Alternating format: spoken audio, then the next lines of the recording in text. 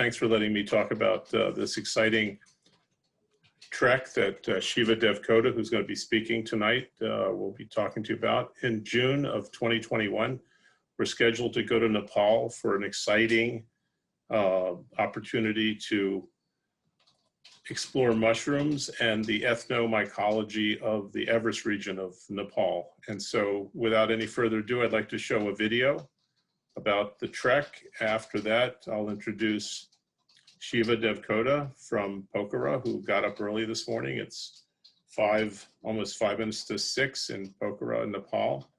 But right now, Elizabeth, I think you've got the video and we can take a look at that. Imagine yourself exploring the world's most stunning travel destination and being one of the first to discover new mushrooms in the region.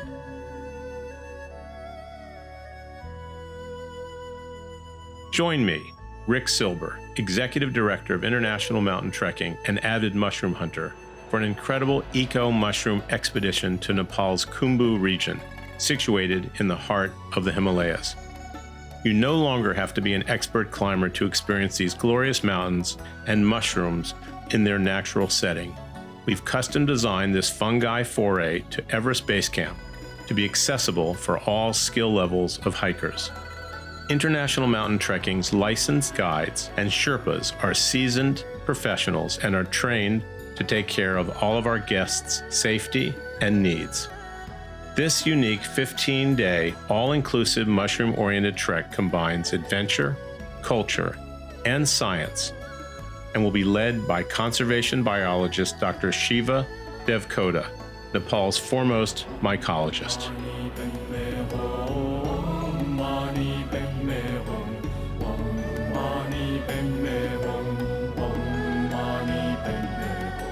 Along the way, we will spend time in Sherpa villages, meeting with local families and learning about their culture and way of life, culminating with a visit to the world-famous Sherpa Festival of Dumji. This trek is scheduled for peak mushroom season in the Khumbu. Please visit the International Mountain Trekking website for more details about our comfortable accommodations during the trek and our exciting itinerary. The group size will be limited, so I urge you to reserve your spot soon. I'm confident that you will find, just as I do, that this magical area of the world never ceases to amaze and inspire. I look forward to sharing this extraordinary experience with my fellow mushroom lovers.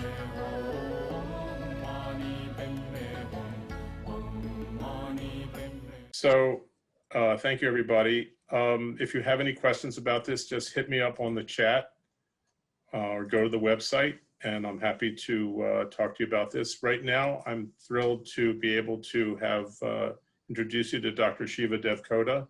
He's from the beautiful city of Pokhara, Nepal, and as I mentioned, he's up early to share some exciting mushrooms with us from Nepal. He and I will be leading this ethnomycological exploration of the Everest region in Nepal this June of 2021. Shiva was born and raised in the Annapurna mountain region of Nepal and grew up with a knowledge of the local mushrooms. He has 2 master's degrees in plant science, mycology, and anthropology, and he earned his PhD in ecology and evolution from the Swiss Federal Research Institute in Zurich, Switzerland, with a focus on molecular ecology and mycological diversity. He is currently a research fellow at the Global Institute for Interdisciplinary Studies in Nepal.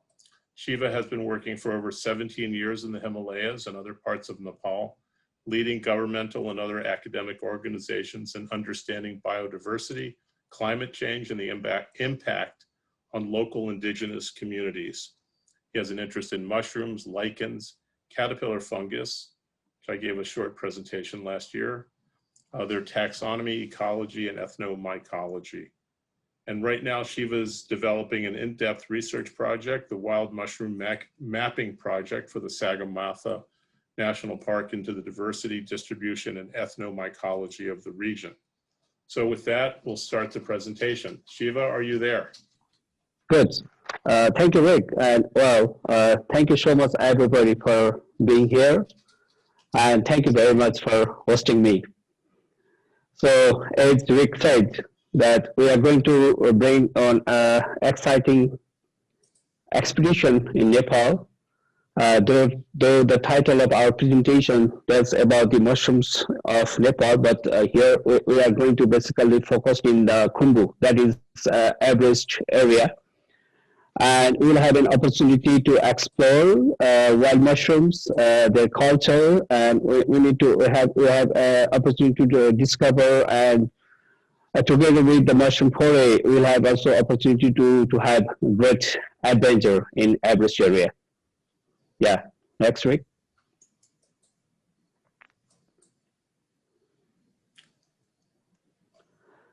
So for you, I mean, Nepal just lies in between two giant countries, India and China, and it's a landlocked country, and we have a great elevation gradient starting from 60-meter altitude to up to the Mount Everest, that is 8,848 meters.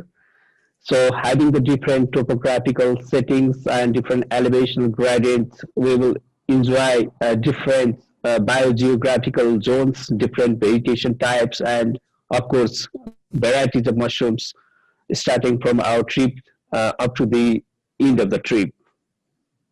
Next week. So here I would like to present one very exciting mushroom. This is Tormitomyces usuis, if I pronounce correctly. This is very, very well-known mushrooms in Nepal. I mean, in terms of its culinary value, people here collect this mushroom in the season, mostly in the rainy season, starting from June up to September. So this is very exciting mushrooms and highly praised mushroom in Nepal. So we'll have an opportunity to collect and to taste these mushrooms in a season. Next, please. So along the journey of this trip, we will see Sherpa communities. Sherpas are, as you know, that Sherpas are the mountain dwellers, and they are real trekkers and mountain climbers. And apart from that, they are also good mushroom hunter. And along the trail, green lush forest and the local markets where mushrooms will be selling will be an exciting part of this trip. So next week. So this is the gateway. This is the gateway of Mount Everest area. I mean, this is the Tenzing Hillary Airport, and this is about 3,000-meter altitude, and our trip starts from here. Next week. So just outside the airport, just the outskirts of the airport, there is a very nice pine forest, and where we could enjoy seeing these Cantharellus siberius, and local hoteliers collect these mushrooms and serve to the tourists. So this is really exciting to have something from the wild. Next, please. So along the way, we'll have an opportunity to see varieties of mushrooms because I'm working there since 2011, and then we have several species, interesting species from that area, and this one is like a Turbinellus floccusus, and this is very exciting, and this is illegal species in local area. And another is Phallus species, Indusiatus, I guess. And this is also very interesting to see this mushroom. So though this mushroom is quite rare, but during the rainy season, we can see these mushrooms in some parts of the Everest area. And along the way, this is Namche, and this is the Namche where we'll rest there for 1 or 2 days. And then we'll see the forest around, we'll interact with the local people, culture, and yeah, this is very interesting place to be here.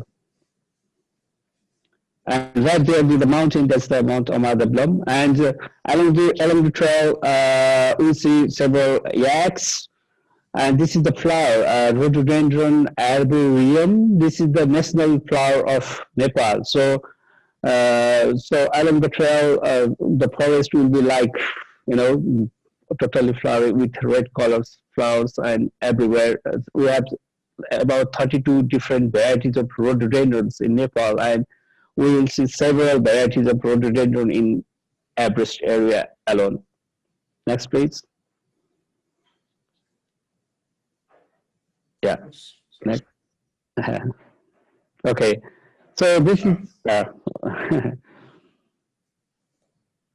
so this is along the trail, and then this is you see this is called stupa, and this is a religious site for the Sherpa community, for the Tibetan communities, and so wild foreign mushrooms, not only mushrooms, but we will have also possibilities to visit several such holy places.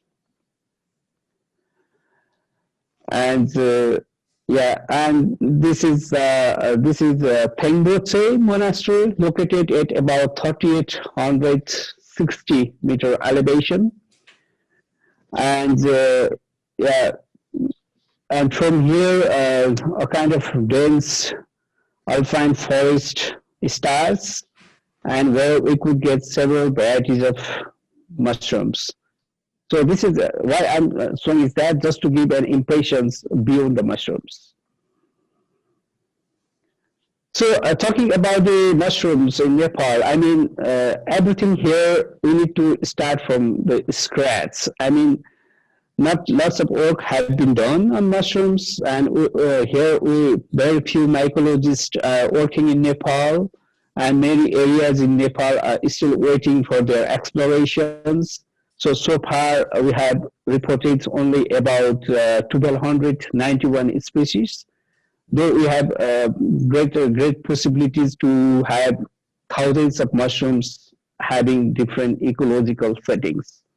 So this is a recent paper which we have published together with myself and my colleague, Dr. Oriel, and we have documented about 291 species, where we found that about 159 species are edible, 74 medicinal, and some toxics, and others means some religious, some decorative purposes. So far we have only one book in Nepal that is called Mushroom of Nepal, and this is a kind of checklist book with only a very few pictures, color pictures. And so what we are planning is that, as Rick already said, we are trying to implement new projects so that we could update checklist and total numbers of mushrooms in the Nepal Himalaya. Next, please. So yeah, more depth along the trail. We will interact with the local people, with the people from different backgrounds, different settings, different age groups, because in Everest area there is no motorable roads up to the end. Then it is necessary that one should carry their foods and everything either on back or on mules or charter flights or helicopters. So this is the routine.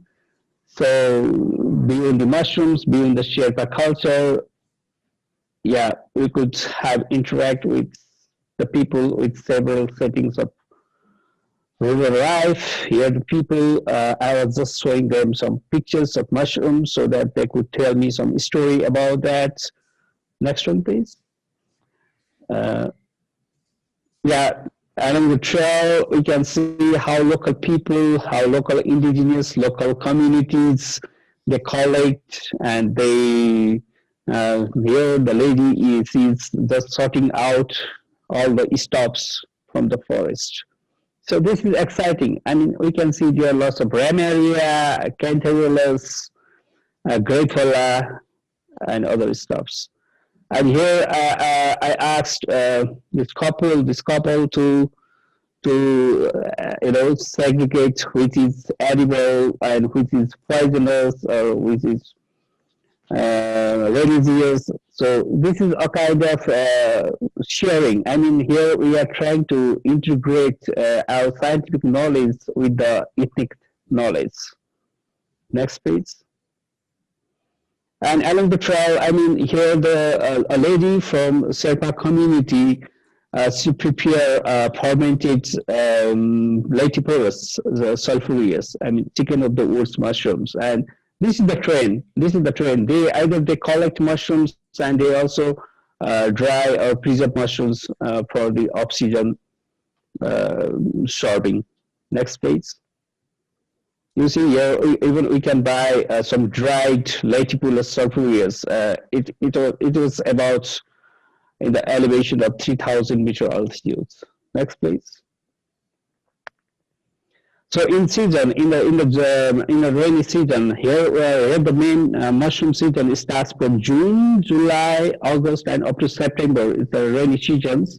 So during the rainy seasons, with the foggy weather and the rainy days, local people they used to dry mushrooms like this way on the one bamboo tray. There most of the species are Rosula species and the Ganoderma Rosula and Canthurus species. So if we are lucky enough, then we will have an opportunity to see this very exciting and Himalayan endemic species, the caterpillar fungus of Eucorus sinensis. This species is reported from Nepal, India, Bhutan, and China. So this is highly praised species even in Nepal, and in the local collection site, it costs around $20,000 per kg for a dried species. So yeah, this is very interesting in terms of collection point of view, and this is also very important for the local livelihood because mostly the people in the western setting of Nepal, they depend about 6 months on this caterpillar fungus money. So this is mountain gold for them. Next, please. So along the trail, we will see some morels and also some hericium species, both are edible and highly praised in local area. Next, please. So this is a very famous mushroom. So this is the Gompus clavatus, very famous mushroom in Everest. I mean, in every hotels, if you ask for mushroom soup, some wild mushroom soup, then they will prepare either soup or curry for you with these mushrooms, Yeah, next please. So here I want to share 2 pictures. One pictures, I was just collecting and drying my mushrooms while I was there in the expeditions, and many travelers or trekkers or foreigners, they used to ask about, they were so curious about the local mushrooms. And in the other pictures, I was just interacting with the local people, how they are consuming or protecting or whatever, different ethnomycological approaches. So this is really interesting to have different classes of thoughts from different people from different parts of the world. Next, please. So as Rick Silber already mentioned, that I'm very, I feel very proud that I also know a little bit about lichens. I did my PhD on Himalayan lichens, where I applied molecular stops.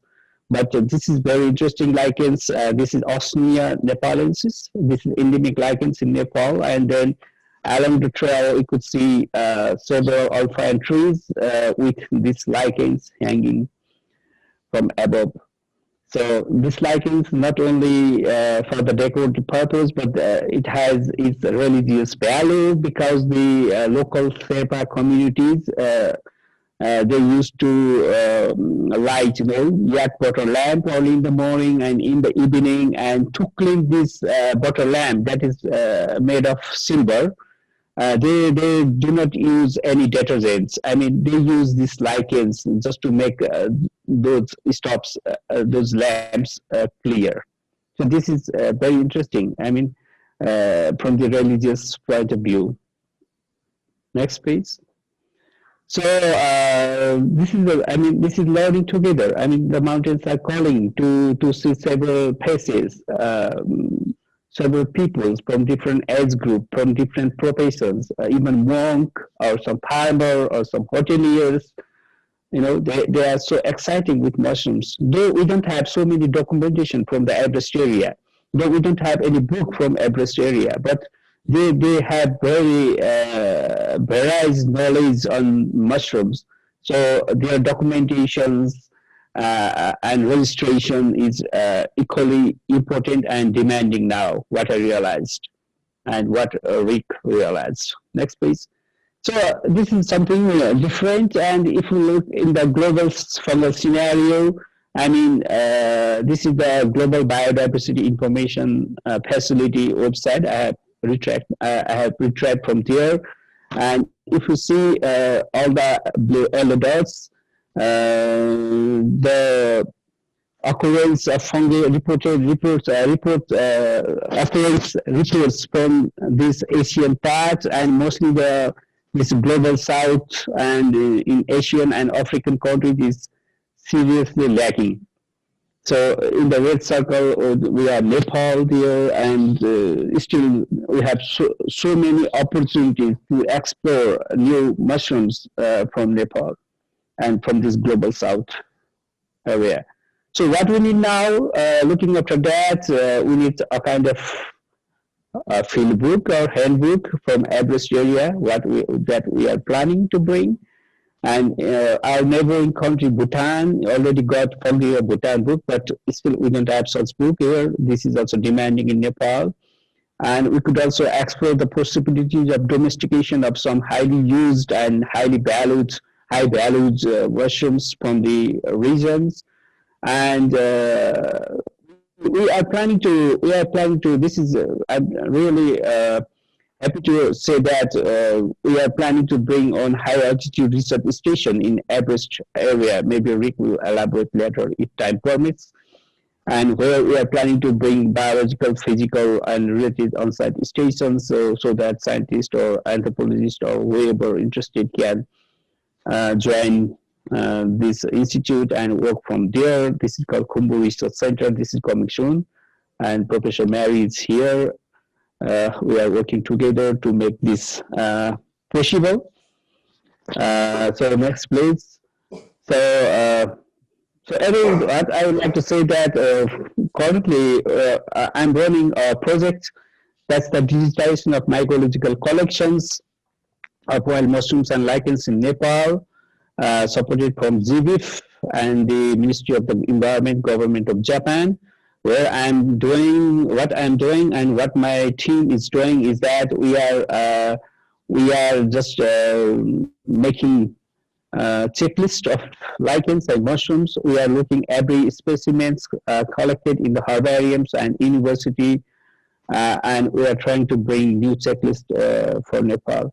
And for next seasons, we are planning to make a trip, and then we are planning to run a project for a year where we are planning to bring an illustrative guide on diversity distribution and mycology in the Everest region. So we will be working closely with the government of Nepal, national park authorities, and university and our institutes and Khumbu Science Center, Research Center. So next, so looking after that, this is more about the causes, this is more about the local settings, this is more about the science, something beyond science. So yeah, thank you so much for joining this presentation, and hopefully see you in Nepal if your time and interest permit.